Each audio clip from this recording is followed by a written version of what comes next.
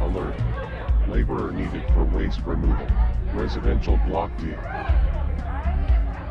Alert. Since pro work. Report to medkit.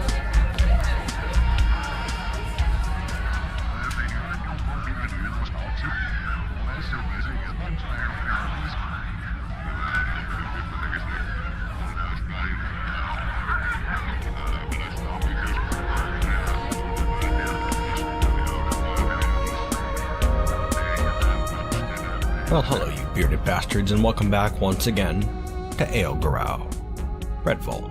And you know, I think today we're gonna have a bit of a change of pace. Things have been moving pretty damn fast in our little fortress here, and I think it's just about time we slow down a bit, take a load off, and enjoy the fruits of our labor. What do you say to that? No good rushing around all over the place all the time. I think we have to take a closer look at these Martians, see what they're up to, get to know them just a little bit better. After those first few frantic years, things are beginning to calm down. So, I figure we should take advantage, right? And so let's get to it. First things first, right now it's early autumn of 1053. It's our third year, we're just going into our fourth now. Our population is currently 94, which I believe is a bit more than I had mentioned in the last episode, but we had gotten a surprise migrant wave like right at the end, so that's where they're from. Almost at 100. That's really something right there. Having a look around our, you'll notice our drink stockpiles are pretty sore right now, but it's not that bad. It's not that bad. You can see how many plants we have. We have a ton of plants, so those can be brewed up. Plus we have water now, so it's not going to be that big of a deal. We're good. Finally, right? Only took 3 damn years. Yeah, the fortress is feeling fine these days. Just a few moments ago, the traders arrived, eager to see what they brought with them. We're getting a bunch of goods to the trade depot as we speak. Scepters mostly, remember? Yeah, we're all pretty busy with that. But, yeah, anyways. Let's get a closer look at some of our people, huh? And just for the heck of it, I'm going to start off with someone that I've been wanting to look at a little closer for quite some time now. Over here, in the Craft Guild Hall, we could see Zetar Vertmostos, swordsman for hire. He's 48 years old, Rakshasa. I talk to my friend. I feel fond. Now remember, I wasn't too sure why he showed up here in the first place. We're still pretty unaccustomed to this strange world. Certainly the guy looks dangerous. He's much bigger than one of us Martians. But you know what? In his time here, we've grown to like him a whole bunch. Now, Zetar here is, well, there's no getting around the fact that he's an angry guy. He's got a fiery streak. He's stubborn, he's greedy, and slightly self-important. Doesn't care for art, nature, and seems to prefer spending most of his time by himself, alone. He likes quiet, tranquility. Or I mean, that's what he says anyways, but here he is in the Craft Guild Hall, surrounded by Martians. Seems to be enjoying himself well enough too. Hoping to one day put his skills to the test. He's a brave guy, completely fearless, and in combination with that, he has a pretty active sense of humor too. Seems strange to me, frankly. A couple other interesting bits about our Rakshasa friend here is that he respects the law, and he dreams of one day attaining rank in society. Hey, who knows? Right now, he's just kind of living here, not an actual citizen. But, you know, I suppose if he ever actually became a full-on citizen, we could put him in our military. Maybe he can work his way up from there. That'd be great. Another interesting thing I noticed is that he has a huge family with many siblings, brothers and sisters. Many, many, many. Maybe he feels a bit left out, trying to prove himself or something. I'm not too sure how Rakshasa culture works exactly. He certainly doesn't seem like he has to prove anything. Of course, having a look at his kill list, I'm thinking maybe he's not as impressive as he looks. This big brave warrior has only ever killed one thing in his entire life. That abominable woman that he lopped the head off of. Yeah, you got a long way to go to distinguish yourself, my friend. Keep going though. One day. The most interesting thing I think I've noticed about this guy is that he worships a deity named Arnst Ubizesting, some earthling god, that takes the form of a Martian. and is associated with the wind. Kinda wonder if that's what brought him here. We're really just a bunch of scudgy little off-worlders. But maybe in his eyes we're a little bit more than that. You know what, we're gonna transition now over to one of our fortress visitors. Someone who just came in. Another mercenary, another Rakshasa mercenary, named Obav. Obav Mritvir. Over here, sitting in our temple right now, doing a little bit of worshipping. I'm not sure why they're here exactly. This Rakshasa seems a bit different than Zetar, that's for sure. Firstly, I should note that they don't have a weapon, or any armor whatsoever. They don't look to be a warrior. Certainly not a formidable warrior of any kind. But stranger still is, if we have a look at them, well, you'll notice a few differences straight off the bat. Obav, like Zetar, stands about 5 times taller than a human, but this guy's got 4 arms, 2 legs, and 1 head. I guess we had assumed at the beginning that all Rakshasa were made the same, but that is definitely not the case looking at this guy. Very strange, huh? I wonder how many other forms they could take. Other than that, he's fairly similar. Just a bit surprising. I should note too that he's wearing a ring, a crown, and an amulet. Yeah, I don't know what this guy's deal is. Here's hoping he doesn't cause any trouble, huh? That being said, I know there's at least one person who's going to be keeping an eye on Obav here, and that's someone who considers them a friend, which I find strange. I'm talking about Plam Matterhockey, our security captain. 27 years old, Martian. I cannot just stand by. There's no need to feel vengeful. Yeah, I'm not too sure why they consider Obav a friend. I'm not sure if they knew each other before our settlement started here, or what exactly. Yeah, it's pretty weird, but whatever, could work out for us, right? Anyways, Plam's been in Redvault for a while now. She arrived in our 2nd year, and is a Martian I'd describe as being positive, peaceful, with a good sense of duty. Although, unfortunately, these aspects, they affect her and her personal care. She's not one for taking good care of herself. Something I thought was pretty cool is that she personally doesn't value sacrifice all that much, but she's starting to value it more after the death of Opkant, a Martian who was killed by a Preda a little bit more than a year ago. That event right there seems to have affected quite a few people actually, even more than that dehydration spat. I guess it's to be expected that the first couple of deaths that we experience are going to affect Martians a bit more than others, right? So far, she's personally killed 2 thin men and a Batman as well. Which, you know, it's not like an actual bat, it's more like a bat-like mutant horrible thing. And she's also killed a forgotten beast. That one from last episode, that mud thing, landed the killing blow. Her greatest kill so far. The first of many, I'm hoping. Also, by the way, I don't think that thing's vapors did anything to our Martians. That could have been really bad. But yeah, overall she seems to be doing pretty okay. A good, sturdy Martian. Really cares about Redvault. Although, shifting a bit, there is something disturbing I'd like to note about Plam here. And that's her deity, the one she worships. One who many in Redvault worship. In fact, of all the gods worshipped by our culture, this is the most popular one. This deity is Man Yanamet Urgabil Rive. Man's snot mages, the bones of lust. Kinda strange because this isn't a god that originated from our culture. It's an earthling god who takes the form of a skeletal dolphin. To be specific, a dolphin uplift, which is a sentient creature of this world. Very strange, although stranger still, this deity is associated with deformity and disease. I think we'll transition over to this god now, see a little bit about them. Now, okay, man here has done an awful lot in the history of Earth. A lot of disturbing things too. I don't know what any of this stuff means, but there's an awful lot of it, and it's very tantalizing and terrifying. I do find it very strange that most of our Martians worship man here. I've been trying to rack my brain as to why that would be, and the only thing I can think of is that Earth itself is sort of diseased and deformed, right? Maybe that has something to do with it. Maybe in our culture this man is kind of like the spirit of the land, in a way. It makes a bizarre sort of sense. This planet gets stranger and stranger by the day, I'll tell you. Anyways, we gotta move on now to another of man's worshippers, actually. Huir Oliver, 30 years old, Martian. I'm curious. Tell me everything. Huir here is one of our quarriers. One of the people who goes around smoothing down the walls, detailing the stone, carves out places for electrical panels and wire tubing, and they also do a damn fine job of recycling mined stone for use in other projects, furnitures and such. She's not one of the founders of Redvault, but she showed up right at the beginning, so she's close enough in my book. You might remember too that she's one of the first ones to explore the caverns when we first broke into them. We sent the quarriers in, and she was leading the group. Pretty brave, or perhaps curious. She is known for her curiosity. Seems to keep her going forward. She does have a tendency to be sort of depressed, which stinks. You gotta feel bad for her in a way, but yeah, I guess that curiosity drives her. Might turn around one day though. She does dream of falling in love, so who knows? Maybe one day she'll stumble into that right Martian for her and she can start getting a different take on things. Currently she has basically no relationships, other than with Locto, the human resources manager, and also with Zetar, the Rakshasa, which is really something right there. I told you, that guy's got a good sense of humor, really appealing to some of the Martians. Oh, and as for friends, of course, there's Fe, her cleaner worm. You might remember she adopted him a while ago, a constant companion. Yeah, overall, she's doing pretty alright. Hang in there, Huir. Good luck on your quest for knowledge and love. Now we're gonna move on over to someone we've seen a fair bit of, but we never even knew their name, I don't think. The gunsmith Blee Osquetekny, 29, Martian. I learned about leatherworking. That was satisfying.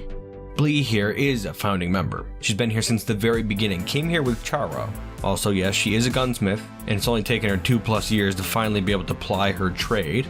Although, it seems like she's been learning about leatherworking lately, seemingly. Probably from a seminar in the craft hall. Seems like a pretty popular place these days. Blee here has an adventurous spirit, but she's also very tranquil too. She likes adventure, but she also likes peace and quiet. A Martian in conflict, to be sure.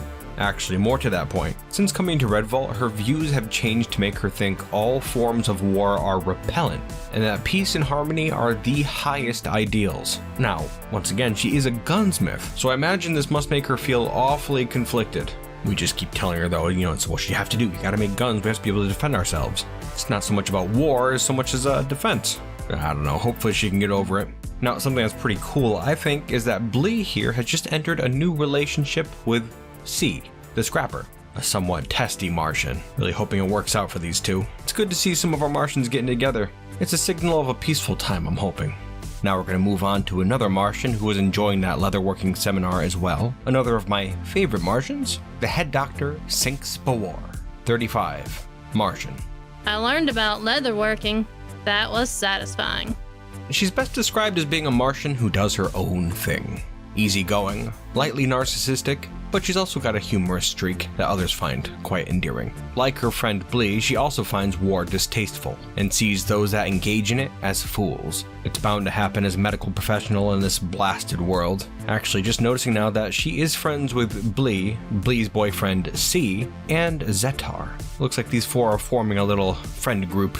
Noticing too that Zetar was in the room while that leatherworking seminar was on. Just kind of hanging out as a group. It's nice.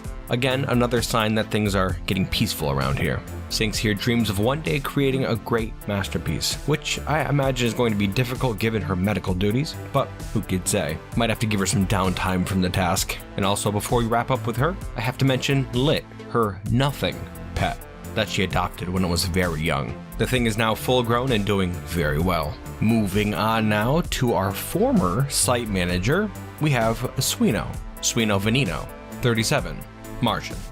I gave someone water. I really care. Must be helping out in the med bay. Helping Sinks, perhaps. Makes sense because Sinks is currently enjoying a leatherworking seminar. Yes, Suino is our former site manager. The whole process runs by votes, and apparently she didn't cut it this time. That's fine though. Gives her some time to work on her own stuff, and also hang out with her son. Suino here is a good-hearted, mellow, and vaguely humorless Martian who is seen as a good source of stability around Redvault. Her dream is to one day create a great work of art, just like Sinks does, except as a cook, Suino is in a much better place for it. A prime position, I'm sure she's gonna get that before long. Also gotta mention her son, Ugol Tuasipio, 7 years old, Martian. He's a good kid, and he's been through a lot in his short life already. He lost his father almost a year ago during the dehydrating, and he's also witnessed the death of Opkant a few years back, after that Preda attack. That was a Martian who died. Unfortunately now, after seeing that, he's a nervous wreck, super anxious, poor guy. Ugol here has an eager spirit and just wants to impress those around him. He tends to be somewhat like his mother, fairly toned down, but I think he's also got a tendency to be a bit more extreme in some traits. I'm not too sure how that's gonna play out. Could work out well, or maybe not. Time will tell, I suppose. Hoping things go better for him. He dreams of creating a great work of art like his mother. You know what, it might be a good idea to assign him as a cook when he's of working age. But that'll come around before long, I'm sure. Keep at it, Ugol. Moving right along to another former leader, we have Far Iravergolum, 34, Martian Concretist. People are basically trustworthy. He's been spending his days making crafts, scepters recently. Now, we've learned a good bit about Far already.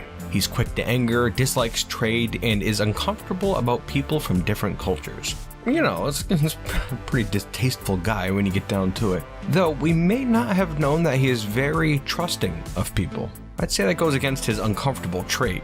I'm thinking maybe something happened in his past to make him uncomfortable with outsiders. Maybe he realizes his dangerous trustworthiness and that's why he doesn't like outsiders. Maybe he's been taken advantage of by an outsider. I don't know, who's to say? Also, another interesting trait is that Far here doesn't really have much confidence in his own abilities, which could be why he likes to try extra hard to get things done just right the first time. Little bit of a perfectionist. Of course, most of that effort goes towards his concrete work these days. Far has no family, no friends, not even Aunga anymore, the outpost liaison, who he was friends with. Just a bit of a loner these days, I guess. And you know, I don't think he regrets it all that much either. Seems to just be okay by himself. Speaking of Aunga, let's shift on over. She is here right now. Aunga Thruntalde, 71, subhuman outpost liaison. You know, I've been looking forward to our yearly visits. It's always an event here in Redvault.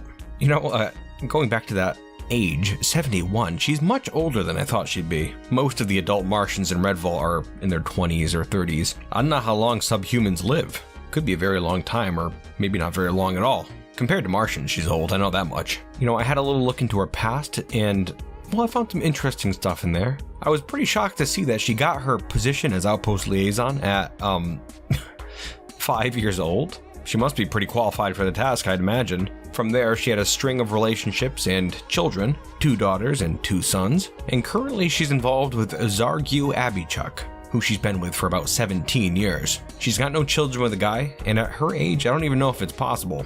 But hey, who knows? Not a member of our fortress, but we see enough of her where, well, she kind of is, I think. Yeah, she's a good outpost liaison. Glad to have her. And speaking of trading, we're going to transition now over to Glitty, our broker, the one who's currently dealing with Aunga. Glitty Erdliner, 30, Martian. I guess I just don't appreciate art. Now, we only just met him last episode when he took his position from Sinks. Glitty here is very good with words, bit of a silver tongue. I'd describe him as a practical Martian with a bit of a temper. Or rather, I should say that has changed a bit, because these days he's now in a state of constant internal rage. This came about after seeing a Martian die during the dehydration. Really shook this guy up, I guess. Angry as hell. Of course, this trait is tempered somewhat by his tendency to form positive feelings and fall in love, a trait he developed after becoming a parent. Parent of the very first child born in the fortress, a daughter. Woritim. Yeah, Glitty and Gall, his wife, are a couple of dour Martians, really. But Gall, like Glitty, has experienced a bit of a turnaround after the birth of their daughter. Here's hoping this little family can start to warm up a bit here in Redvault and come through things okay. I think they're going to be just fine. Redvault's looking better and better by the second. Now then, we're going to move on over to someone we have not met before, a brand new face to us, and actually to Redvault, for the most part. We're going to have a look at Pinnock Plampras, our new site manager, 29, Martian. Keep going and never quit. You know, I personally find our new site manager a bit troubling.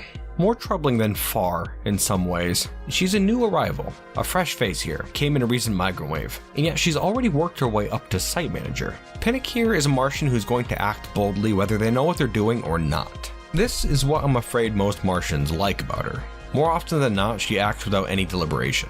And if she does deliberate at all, it's only with herself. She doesn't ask anyone's opinion. Besides that, she doesn't have any friends or family to ask. Sort of a loner. Although she must have endeared herself to the others somehow. How'd she get all those votes? Another thing that's a bit bothersome about her is that she doesn't like to persevere through difficulty. And also, she doesn't value helping others. Both kind of crappy traits. But I'll note that she does value the ideas of perseverance and of sacrifice. So she can respect those that do it, but she's not going to persevere or sacrifice. I suppose that's fine when others have to do it, right? If anything good can be said for Pinnock, it's that she has a way with words. Gotta hope that it can benefit Redvault in some way in the future, because really she doesn't have much else. Good luck, Pinnock. Do Redvault proud. And speaking of worthless grubs, we're gonna transition now over to Wimpy. You know, I called him Wimpy, but I should probably call him by his newly given name, Toss Wordatlay, 10, Grubman, Layabout. Here we can see a lowly, grubby man, Toss, or as he was known, Wimpy. You may remember that we made him available to take as a pet a long time ago, and he was only just recently claimed by the settlement's accountant, May. Both of these guys seem to be cut from the same cloth, frankly. Layabouts. May does a good job accounting, but isn't very enthusiastic about much. I don't know, guess we can't complain. I'm just happy that we're starting to be in a place where we can have layabouts, frankly. I'll take it. And now that we've had a look at Toss, or Wimpy, I want to have a look at one last person. And yes, person, I do consider her a person, and that's Missy, the light missile walker, who, for as much of a Redvault favorite as she is, has very little to report, other than mundane day-to-day happenings, that is. She's kind of seen as the mascot of Redvault at this point, more than Wimpy ever was by a long shot, and these days she's been spending most of her time up here on the surface with the other vehicles and mechs, doing her part to protect us from harmful vermin, thin men, Preda, that sort of stuff. Nothing too exciting. I still have yet to see her fire any missiles at all, but she always does a damn fine job kicking things to death or smashing them in some fashion. Yeah, she's pretty great. Maybe I should make her available as a pet too. Yeah, what the hell. Couldn't hurt. This light missile walker deserves a good owner. Well, there we have it. Redvault in its prime. Now we're still going to be in late fall here. Basically no time has passed whatsoever. That being said, the traders are here and I'm eager to see what we can do with them. We have a lot of scepters to trade. Yeah, it's going to be pretty damn.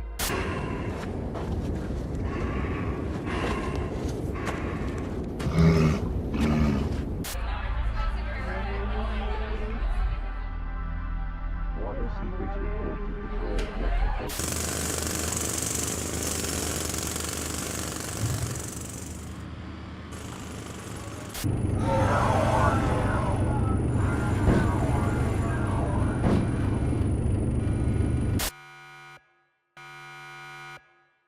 Warning. Red. Full. Large inorganic mass detected in work cavity 1. Warning. Warning. Warning. Warning. Warning. Warning.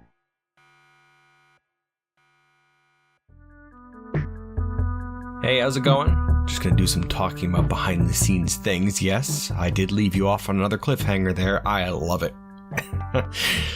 Cliffhangers. At the time of recording this, I don't know what happens either, and it makes me pretty excited. Guess we'll see what happens though. I've got a bad feeling about this one. Such a tease. Anyways. Okay, so this episode here, if you've gotten this far, you can tell already that it's been a bit different than usual. I've never made an episode of Dwarf Fortress anything like this, and, well, I'll have to get your feedback on that. I think it worked out pretty well. It was interesting to take a deeper dive into some of the characters, although we didn't accomplish much around the fortress. I've always wondered about doing something like this, but I've never quite taken a stab at it. You know, I've tried in the past, like, looking into a single dwarf in a fortress, getting a good feel for things, and, you know, just kind of moving on, continuing play from there. But I don't know, I never find a good place for it really. It just feels like, okay, we're stopping the gameplay, gonna switch over into looking at a dwarf mode. It doesn't really ever feel so fluid, I guess, you know, not just like part of the, I don't know, it's weird. This one was good for me just cause like, it was the entirety of the episode, just looking at people, I guess. I guess I personally find it jarring if I'm like jumping around between gameplay and like looking at stuff like that. I don't know. Again, let me know what you think. I'm just happy to get a better feel for some of these people here. Really makes the place feel more alive, to me anyways. Although one bad thing that's gonna come out of this is that I'm gonna feel really terrible next time something bad happens around here and people start dying. Like in just last episode when we had those 20 Martians fall dead like in an instant. You know, I only had like a tenuous bond with most of them, so, you know, it's whatever. But now I'm close to a whole bunch of them. I think that was like 12 or 14. I don't know how many it was. But that's a lot of people I have to care about now. Just hope I didn't screw myself emotionally. Remembering that forgotten beast. I guess we'll see. Anyways, okay, I'll move on here a little bit to something totally unrelated. The guns that I've been drawing. The scoped rail rifles. You know, I had drawn them originally without bayonets. I forgot to. And then in other pictures, I drew them with like a bayonet coming out of them, or like, you know, Plam, our security captain, like stabbing the hell out of a Preda. And kind of from there, I came up with the idea that like the bayonet could like just shoot out of the front and just like rapidly go in and out, like stabbing things to death. So that's kind of like how it works in my mind. Like there's a secondary trigger on the thing that you could just pull and the thing just like starts stabbing. And I got this idea in my head that it sounds like a sewing machine too. Is that weird? I don't know, I just think it's pretty cool. Neat concept. I think so anyways. Just figured I'd throw that out there. But yeah, I think that's gonna about do it for that. Hey, guys, I love you. Thank you for watching so much. Means a lot to me. Hope you enjoyed yourselves, and I certainly hope to see you next time here in Anal Growl. Which, okay, that's another thing actually. I've been told that YouTube translates Ale Growl to Anal Growl. That's very upsetting to me. But whatever. Anal Growl. Redvault. And until then, you bearded bastards.